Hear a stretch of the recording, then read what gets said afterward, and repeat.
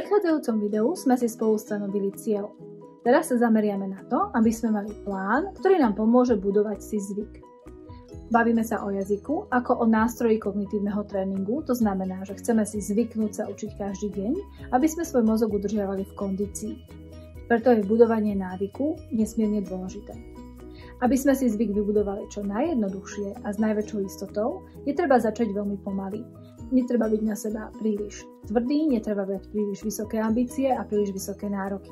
Skúste si to predstaviť, že vojdete do fitka, nezačnite dvíhať 100 kg väčšinky, začnite v malými váhami, rovnako je to aj pri učení. Treba začať v malom. Najlepšie je skúsiť dať si 15 minút každý deň a po 15 minútach si to odložiť, nastaviť si kľudne budík a učenie odložiť a vrátiť sa k nemu zase ďalší deň.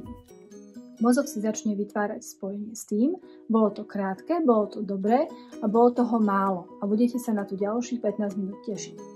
Nie je to preto, že by tých 15 minút reálne stačilo, ale je to preto, aby ste čo najjednoduchšie ten nový zvyk vsunuli medzi aktivity, ktoré v tom dni už máte. A on si tam potom postupne, keď vás to bude baviť, vytvorí svoje pevné miesto a postupne to bude v čase narastať, možno na pol hodinu, možno na hodinu, ale na čas, ktorý potom naozaj bude mať významný dopad na to, aby ste ten jazyk zvládli.